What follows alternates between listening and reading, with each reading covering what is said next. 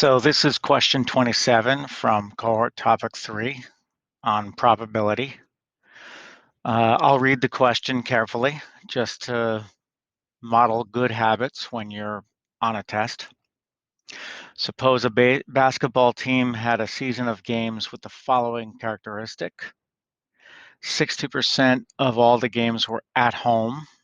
We're going to use an H for that.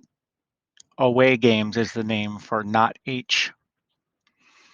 40% of all games were wins. That's going to be a W, and losses is the language we're going to use for not W. And 35% of all games were at-home wins. That means they were H and W.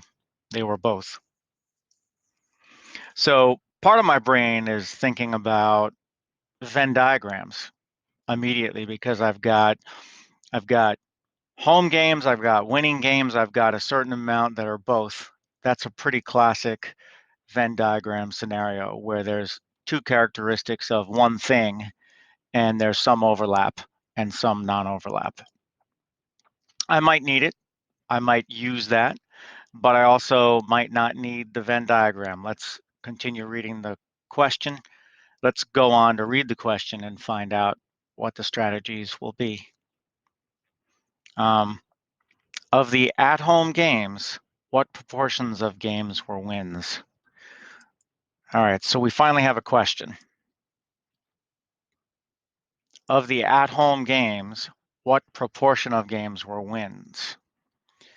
So this sounds like it's certainly asking me a probability question. No surprise, topic 3, probability. What proportion of games were wins?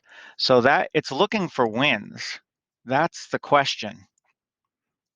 The decimal or percentage wins. But it's not just, 60 it's not just that 40 of all games. It starts with of the at-home games. Of the at-home games. That's another way of saying, given it's an at-home game, what's the probability there was a win, right? So that's, if I want to use the, pardon my slightly scratchy handwriting, basically we can translate this as given a home game, you're being asked for the probability of W. But, we have a name for given probabilities given a condition, right? This is simply the probability of the W, probability of a win, given that it's a home game. Remember, we kind of want to remember if you just looked over here, right, stopped with the parentheses there, then you would see probability of W. What's the chance of a win? But then, of course, you have to move on and go, oh, probability of a win, vertical line says given that it's a home game.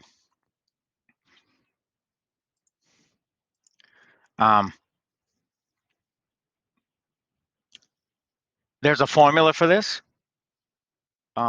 You probably should know it.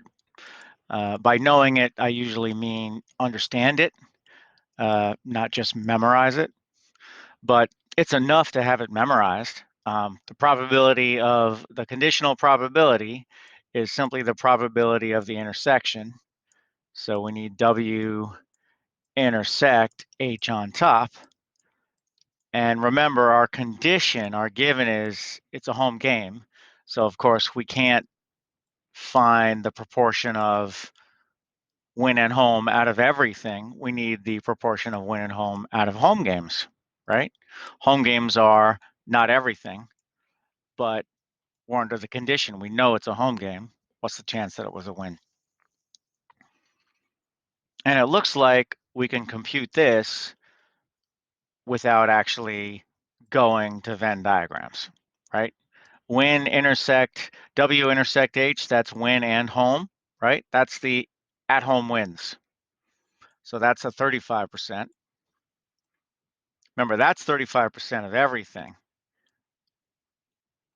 But that 35%, given that it's a win, right?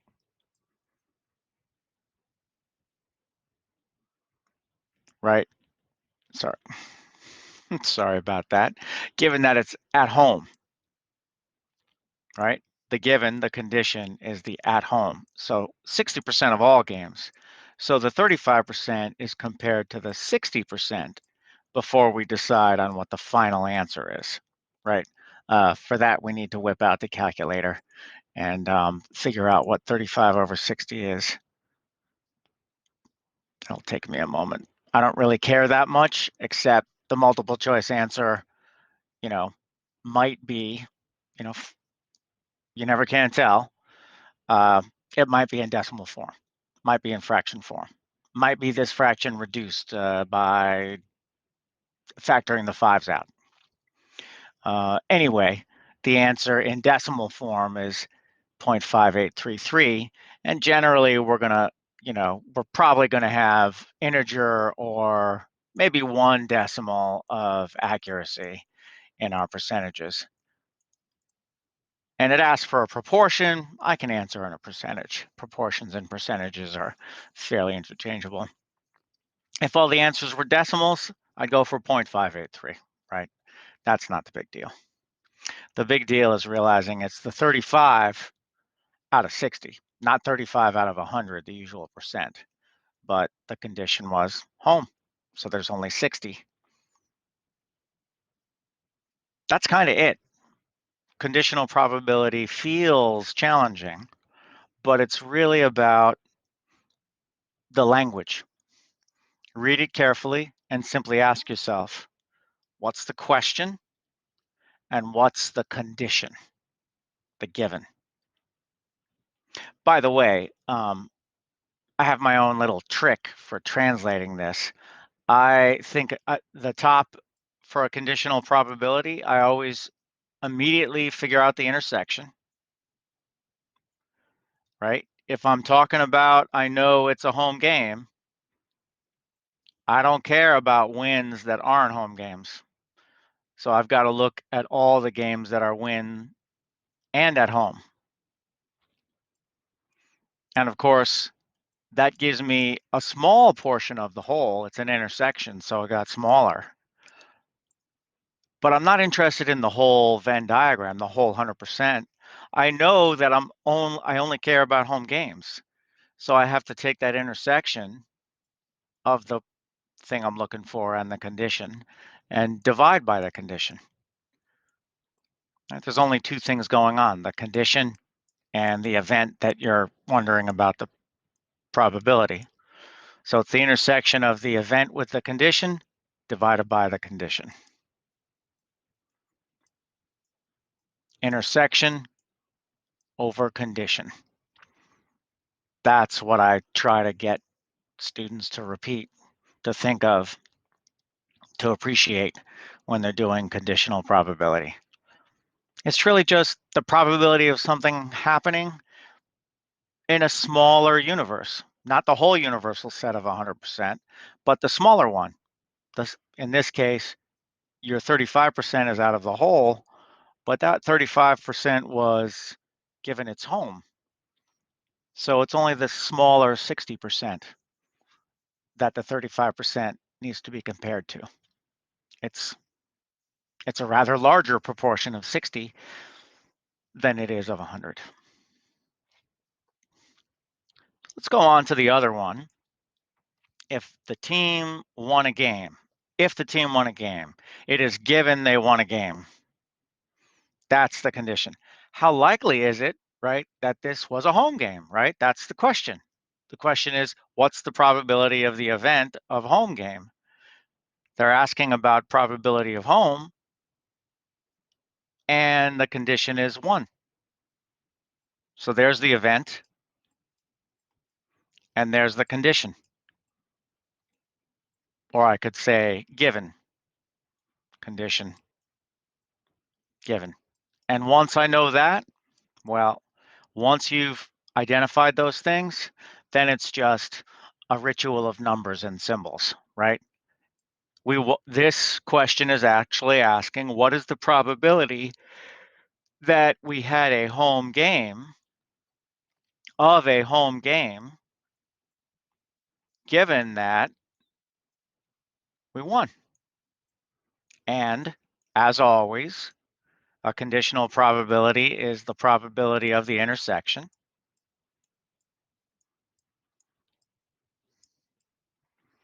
divided by the probability of the condition.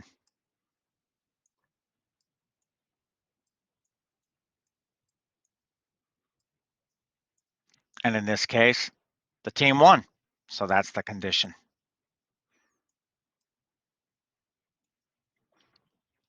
Sorry about that weird line. The intersection, H intersect W, that's still the 35. But now we're thinking about the 35% in relation to only the 40% of games that were wins. That's a larger proportion. Again, pull out your calculator and, as a decimal or a percentage or a fraction, whatever the case may be in your multiple choice, this actually comes out to 87.5%.